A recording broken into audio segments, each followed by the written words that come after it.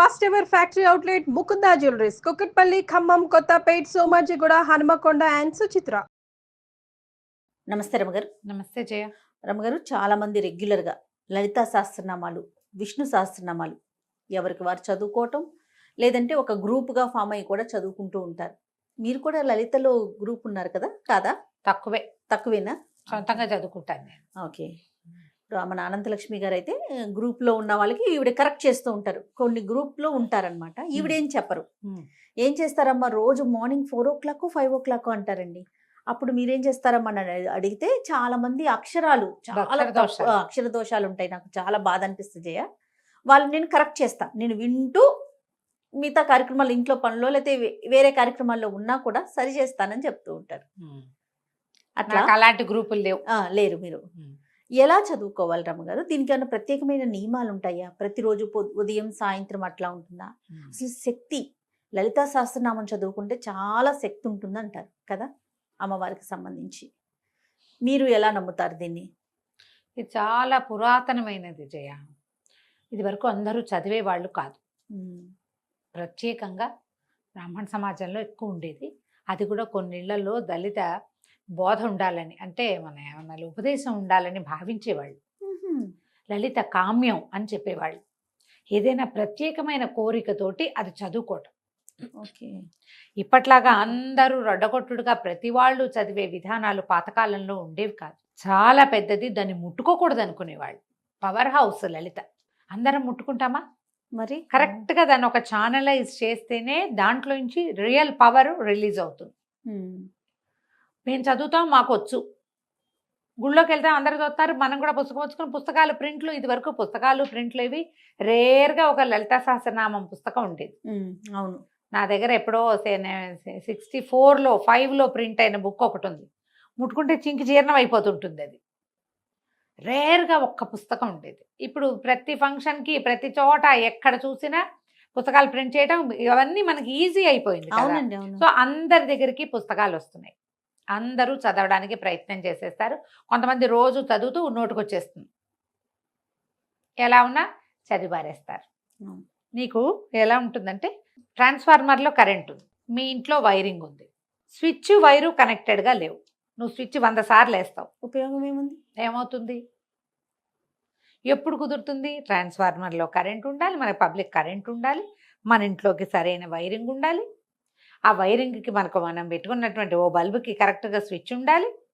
ఇది 2 కనెక్టెడ్గా ఉండాలి. బల్బు మాడిపోకుండా ఉండాలి. ఇప్పుడు పవర్ బయటకు వస్తుంది. లలితా సహస్రాన్ని అలా చేస్తేనే దాంట్లో నుంచి రియల్ పవర్, నిజమైన శక్తి, అందులో ఉన్నటువంటి మహాద్భుతమైనది, అద్భుతమైన దైవిక శక్తి బయటకు వస్తుంది. అది మనకి ఉపయోగపడడం అంటే అదేమన్నా మనకి పని చేసి పెడుతుందా? కాదు. మన చుట్టూతా ఒక పాజిటివ్ ఎనర్జీని నింపుతుంది. ఈ పాజిటివిటీ వల్ల మనం అనారోగ్యాన్ని, అకాల మృత్యువుని, దరిద్రాన్ని, సమస్యలని, వీటి నుంచి తప్పించుకోగలుగుతాం. పాజిటివ్ ఎనర్జీ ఉంటే కొంచెం తగ్గిపోతాయి అంతే. ఇప్పుడు అది లలిత చదివితే ఇవి తీరిపోతాయి అని అనుకోవద్దు, తగ్గిపోతాయి అని తెలుసుకోవాలి మనం. ఇదే ప్రధానం, ఇదే మెయిన్ పాయింట్. ఇదే. అవునండి. లలిత చదవటం, రోజు చదవటం వల్ల నాకు ఇలా మార్పు వచ్చిందంటే నీది మొత్తం మారిపోదు. నువ్వు చాలా సమస్యల్లో ఉండవలసిన వాళ్ళము, అంత కాకుండా కొద్ది సమస్యల్లో ఉంటాం. మనం హ్యాండిల్ చేయగలిగే సమస్యలే ఉంటాయి. ఈ సమస్యలు మనం ఎక్కడి నుంచి తెస్తాం? మనుషులం కదా మనం, కిందటి జన్మల నుంచి మోసుకొస్తాం. పురాకృత పాపపుణ్యాలన్నీ మనని ఇప్పుడు కర్మల రూపంలో బాధిస్తాయి. మనం ఇప్పుడు చేసే కర్మలు మన వచ్చే జన్మకి క్యారీ ఫార్వర్డ్ అవుతాయి, ముందుకు వెళ్తూ ఉంటాయి. దీన్ని తెలుసుకోవాలి మనం. ఇప్పుడు మనం సరిగ్గా చదివితే, ఇందులో సరిగ్గా చదివితే అనేది ఒక పాయింట్. అదే కదా చెప్తున్నా. అంతే. ఈ సరిగ్గా చదవటం అంటే ఏమిటి? దేశకాల నిర్ణయం. మనం ఎక్కడ కూర్చుని చదువుతాం, ఏ సమయంలో చదువుతాం, ఎక్కడ?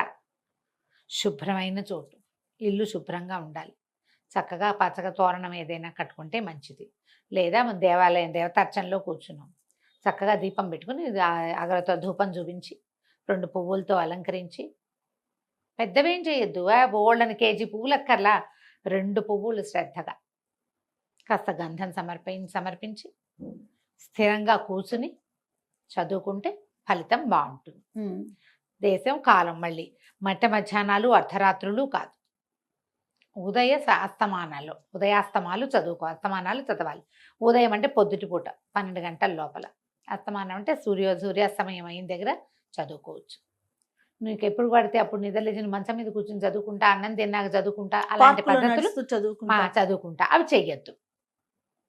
అది మీరు ఊరికే ఏదో పాటలాగా పాడితే ఫలితం అయితే లభించదు. పాటలాగా పాడినందుకు లభించవలసిన ఫలితం ఏదైనా కొంత ఉంటే అది లభించవచ్చు, అందులో మళ్ళీ తప్పులు లేకుండా. అక్షర దోషాలు ఉండకూడదు. అక్షర దోషాలు ఉండకూడదు. ఈ ఎందుకు ఉండకూడదు అనేది మాట్లాడదాం. ఇప్పుడు లలితా సహస్ర నామము అని కదా దాని పేరు. అవునండి. సహస్ర నామాలు, 1000 నామాలు. నామం అంటే ఏమిటి? పేరు. పేరు, అభిజ్ఞ, గుర్తు. నీకు ఇప్పుడు నేను రోడ్డు మీద నడుస్తావు, వెనక నుంచి రమ అని పిలిస్తే పలుకుతానా? నేను రమణి అంటే పలుకుతానా? నిన్ను జయిని అంటే పలకవు, నువ్వు జయ అంటేనే పలుకుతావు. అంటే నీకు ఒక పేరుంది, దానికి నువ్వు పలకాలన్న నియమం ఉంది. అవును. నీ పేరుని యథావిధంగా ఎలా ఉన్నది అలాగే పలికితే కాదు నువ్వు వెనక్కి తిరిగేది. అవును. మనం మనుషులకి మనకే ఇంత ఉంటే అమ్మకి ఎంత ఉంటుంది? ఎంత ఉండాలి? నీ ఒక పిలుపు నువ్వు పిలిస్తే ఆ పిలుపుకి పలికి స్పందించి నీ వైపుకి తిరిగి తన తాలూకు పాజిటివ్ ఎనర్జీని, సకారాత్మకమైన శక్తిని ఆమె నీ మీద ప్రసరింపజేయాలంటే ఆమె పేరు ఏదో అది నువ్వు పిలవాలి అంతే. పారాయణ మధ్యలో ఆపకూడదు, అలాంటివి పెట్టుకోకండి. నువ్వు సరిగ్గా పేరు పిలిస్తే ఏమవుతుంది? ఆ పేరుతోటి అమ్మవారి పేర్లు ఎట్లా ఉంటాయి? టకీమని గుర్తు రావట్లేదు, చూసావా? మొదటంతా సౌందర్య వర్ణనతోటి నామాలు ఉంటాయి, తర్వాత వీరత్వ వర్ణనతోటి, తర్వాత ఆమె చేసినటువంటి మహత్కార్యాల వర్ణనతోటి నామాలు ఉంటాయి. మంత్రిణ్యంబా విరచిత విషంగ వధతోషిత విశుక్ర ప్రాణహరణ వారాహి వీర్యనందిత. ఎంత పొడుగుంది? విశుక్ర ప్రాణహరణ వారాహి వీర్యనందిత. విశుక్రుడనే రాక్షసుని చంపినటువంటి వారాహి యొక్క వీర్యాన్ని చూసి నువ్వు సంతోషించవు, సంతోషించిన తల్లి. ఇప్పుడు విశుక్రుడికి దీర్ఘం పెట్టినా వారాహికి దీర్ఘం పెట్టినా నామం కుదరదే, పేరు కుదరలేదుగా, అవునా? తర్వాత కామేశ్వర ముఖాలోక కల్పిత శ్రీ గణేశ్వర. గణేశ్వరుణ్ణి కల్పించింది అమ్మవారు. ఎలా చేసింది? కామేశ్వరుణ్ణి చూస్తూ కల్పించింది, గణేశ ప్రతిమ చేసి అప్పుడు యుద్ధానికి బయలుదేరింది. ఈ పదాలన్నీ కరెక్ట్గా వస్తేనే అర్థం వస్తుంది. ఎలా? నీకు ఇంకో ఈజీ తెలుగులో చెప్తా. ఇప్పుడు మా ఊరి పేరు, మా నాన్నగారి పేరు నేను అని తెలియాలి. నువ్వు ఫలానా వాళ్ళకి ఒక అమ్మాయి ఆవిడ టీవీలో మాట్లాడుతుంది అని చెప్పైతే వాళ్ళకి తెలియలేదనుకో, ఎవరో పెద్దవాళ్ళు. కాదండి, చిట్టుగూడూరులో నరసింహాచార్యులు గారని ప్రిన్సిపాల్ గారు ఉన్నారే, వారి ఆఖరి అమ్మాయి అనగానే నేను అని తెలుస్తానా? అంతే. 5వ అమ్మాయి అంటే నేను తెలియను. చిట్టుగూడూరు కాకుండా పొడగట్లపల్లి కాలేజీ అంటే వేరే వాళ్ళు ఎవరో వస్తారు. చూడు, ఇప్పుడు మనం కరెక్ట్గా ఫలానా ఫలానా ఫలానా పనిచేసి ఫలానాగా సంతోషించిన తల్లి, ఈ అన్ని ఫలానాలు కుదరాలి. ఇట్లా కుదిర్చి మీరు నామాలు చదివితే ఆమె పలుకుతుంది, తననేనని స్పందిస్తుంది. స్పందించే రకపుగా మనం నామం చదవాలంటే నువ్వు అర్థంలో మార్పు రాకుండా, అక్షరాలు చెడగొట్టకుండా చదువుకోవాలి. ఓకే. కొన్ని చదువుతాం, కొన్ని తేలిగ్గా ఉంటాయి, కొన్ని పదాలు చిన్న చిన్నవి ఉంటాయి, కొన్ని పేర్లు అప్పుడు చదివేస్తాం. అరుణాం కరుణా తరంగితాక్షిం క్లియర్గా ఉంది. ధృత పాశాంకుశ పుష్పబాణ చాపాం, ఇది కూడా క్లియర్గానే ఉంది. ఇలాంటి చిన్న చిన్న పదాలు అప్పుడు పలికేసి పెద్ద పెద్ద వాటప్పుడు ఏం చేస్తాం? అది మొత్తం ఒక సమాసం అనుకో, ఓ ముక్కటు ఓ ముక్కిటు కట్ చేసేస్తాం. కొన్ని చోట్ల అక్కర్లేని దీర్ఘాలు పెడతాం, కొన్ని చోట్ల ఒత్తులు పెడతాం. చాలామంది ఎక్కువగా చేసే పొరపాటు దుష్ట దూర దురాచార శమని దోషవర్జిత చదవాలి. దుష్ట దూర దురాచార శమని దోషవర్జిత చదువుతారు. దుష్ట దూర కనపడుతుంది, దుష్టుల్ని దూరంగా ఉంచుతుంది. దురాచార అంటే అమ్మవారిని దురాచారం చేస్తున్నాం మనం, ఆమెకు దురాచారాలు ఉన్నాయని చెప్తున్నాం. శమని అంటాం, ఆ శమని దేనికి ఏమిటో, దురాచార శమని అని రావాలి. అదొక పదం. ఇది మొత్తం సమాసం. ఎలా? దురాచారాలని పోగొట్టే తల్లి. చూడండి ఎంత అర్థం మారిపోతుందో. దోషవర్జిత, దోషాలు పోగొడుతుంది తల్లి. ఆమెలో ఏ దోషము లేదు, మనం ఆమెను ఆశ్రయిస్తే మన దోషాలని అమ్మ పోగొడుతుంది. పదాలకి అర్థం తెలుసుకోగలిగితే అద్భుతంగా ఉంటుంది. ఓకే. మన వల్ల అంత కాదు. తప్పులు లేకుండా చదవటం. నువ్వు పారాయణ చేసేయాలన్న తాపత్రయంతో గడగడ గడగడ గడగడ చదివేసేయటం. గుళ్ళోకి వెళ్తారు, ఆ గుళ్ళో అర్చన అవుతూ ఉంటుంది, దేవాలయంలో అర్చనతో పాటు మనం ఇది ముందు ఇది ఫినిష్ చేసేయాలి. అక్కడ చూడం, అక్కడ దృష్టి ఉండదు, ఇది ఫినిష్ చేసేయాలి, అక్కడ చదివేసుకోవాలి. ఈ పుస్తకం చూస్తారా, ఇది రాదు, ఆ పుణ్యము రాదు కదా, రెండు పోతాయి కదా. దేవాలయంలో ఉన్నప్పుడు మీకు నోటికొస్తే దేవాలయంలో ఏం జరుగుతోందో చూస్తూ నోటికి వచ్చింది చదువుకోండి. నెంబర్ 1, ఇది స్ట్రిక్ట్ రూల్. పుస్తకం చూడొద్దు. విడిగా ఉన్నప్పుడు పుస్తకం చూసుకుని చదువుకోండి. అర్చన అంతా అయిపోయింది, మూల కూర్చున్నారు, పోయి అక్కడ కాసేపు కూర్చోవాలి కదా, అప్పుడు పుస్తకం పెట్టుకుని మెల్లిగా చదువుకోవచ్చు. అర్చనా కాలంలో మీరు చేయాలంటే శ్రీమాత్రే నమః చెప్పుకోండి. పొట్టిగా అరుణంకరణాతరం తక్షణ ధ్యాన శ్లోకం అందరికీ నోటికి వస్తుంది, అందరికీ వస్తుంది కదా, ఆ శ్లోకం చదువుకోండి. ఒక్క శ్లోకాన్ని మీరు రటనగా 10 సార్లు 11 సార్లు 14 సార్లు చదివినా ఏం తప్పలేదమ్మా, చాలా మంచిది, విశేషమైన ఫలితం లభిస్తుంది. ఇలా చదవండి. ఓకే. దేవాలయాల్లో చదవలసిన విధానం మీకు నోటికొస్తే ఏం ఇబ్బంది లేదు. ఈ నోటికి రావడానికి ఎవరితోటైనా చెప్పుకుంటే ఎక్కువ మంచిది. మనమే చదువుకుంటే తప్పులు ఉన్నాయా అనేది కరెక్షన్ ఉంచుకోండమ్మా. ఇది ఎలాంటి పని చేస్తుందో చెప్తాను జయ, ఇది నా స్వానుభవం. మనం ఒక తప్పు కరెక్షన్ చేసుకున్నాం, ఏదో చదువుతాం, ఎవరైనా కరెక్షన్ చెప్పారనుకో కోపం వస్తుంది చాలా మందికి. నీ తప్పులు చూపించకూడదు, అవునా కదా? అవునండి. కోపం వచ్చేస్తావు, అరికాలి మంట ఎక్కిపోతుంది. అవును. మీరు ఎప్పుడు మీ జీవితంలో తప్పులు కూడా దిద్దుకోరు అలాంటి వాళ్ళు. అంతే. నువ్వు ఇక్కడ అక్షర దోషాలు గనక నువ్వు దిద్దుకుని దాన్ని కరెక్ట్ చేసుకున్నావంటే నీ జీవితంలో నువ్వు చేస్తున్న పొరపాటు నీకు కనపడేలాగా చేస్తుందమ్మా. కనిపించి ఇది నాది పొరపాటు, ఇది నేను సరి చేసుకోవాలని నీకు అర్థమయ్యేలాగా చేస్తున్నావు. నువ్వు ఇక్కడ చేసుకుంటున్నావు కదా కరెక్షన్, ఇదేంటి మహత్తర శక్తి. ఈ శక్తి విషయంలో నువ్వు చేసే కరెక్షన్ లైఫ్ విషయంలో చేసుకునేలాగా నిన్ను చేస్తుంది. ఓకే. లేదా మీరు ఎవరైనా తప్పెత్తి చూపించగానే మీకు కోపం వచ్చి ఇరిటేట్ అయిపోయి మాకు తెలుసని ఈవిడ ఒకటి వచ్చిందండి ఇలాంటివి అనుకున్నారో వాళ్ళకు వచ్చిన నష్టం ఏం లేదు, మీకు చాలా నష్టం ఉంటుంది, అది తెలుసుకోవాలి.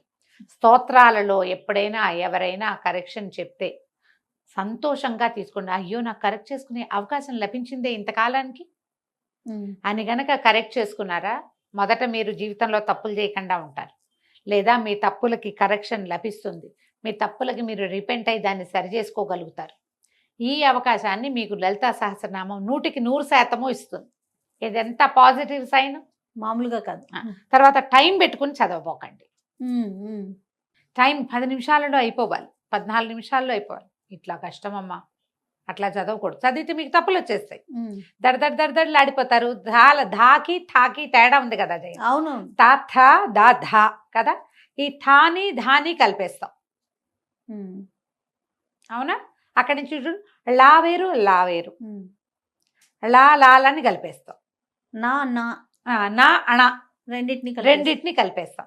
మీరు పరిగెత్తారా ఈ పొరపాటు అవుతుంది. ఇంకో పెద్దది చెప్తాను, శశసహలో సావేరు సావేరు షావేరు. ఇప్పుడంతా శివుడే అంటున్నారు. అవునండి. శివుడు కాదమ్మా, శివుడు. విజిల్ రావాలి. సి అన్నప్పుడు సా గుడిస్తే సి కాదు, మెలికి శా, ఆ శా రావాలి. శా రాదు చాలా మందికి, షా వస్తుంది. మనం ఇక్కడ తెలంగాణ వెళ్తే చేసిండు అంటారు, చేసిన అంటారు, చేసినా అనరు. సాని షా అనేస్తారు. నువ్వు మామూలు భాషలో ఎలాగైనా మాట్లాడుకో, స్తోత్రాల్లో సాని షా చేస్తే ఎట్లా కుదురుతుంది? శివ శివ శివ అంటే రాడమ్మా శివుడు, మీరు అర్థం చేసుకోండి. ఆయన పిలిచినట్టు కాదు, పిలిచినట్టే కాదు. నిన్ను పిలవకపోతే, నీ పేరు పెట్టకపోతే నువ్వే పలకవే, భగవంతుడు ఎట్లా పలుకుతాడు? భావం ముఖ్యం లాంటి పాఠాలు బోల్డ్ వింటానమ్మా నేను. చాలా మంది నాకు చెప్తారు అలా ఏముందండి, భగవంతుడికి భక్తి చాలా ఇంపార్టెంట్. ఎవరికి భక్తి ఇంపార్టెంటు? చదువు రాని వాడికి, చదువుకోని వాడికి, అక్షర దోషం అర్థం కాని వాడికి, వాడు ఎట్లా పిలిచినా దేవుని రారా అని పిలుస్తాడట. వాడెవడో ఒక పల్లెటూరు వాడు వచ్చాడు, అతను కిష్టయ్య ఎక్కడన్నావురా, ఇట్లా చంపుతున్నావు అంటే కృష్ణుడు వచ్చి పాలు ఊచుకొచ్చి పాలు తాగు పడుకో నిద్రపో, నేను నిన్ను ఇంటికి తీసుకెళ్తానని తీసుకుపోయాడు. రారా కిట్టయ్య అంటే వచ్చాడు. నేను రారా కిట్టయ్య అంటే పాలేరు వస్తాడు, కృష్ణుడు ఎందుకు వస్తాడమ్మా? నేను చదువుకున్నా కదా, చదువుకున్నాను, కృష్ణుడిని ఇలా పిలవాలని నేను తెలుసుకున్నా. ఇక్కడ ఇంకొక చిన్న ఇబ్బంది జరుగుతుంది రమ్మగారు. ఉమ్.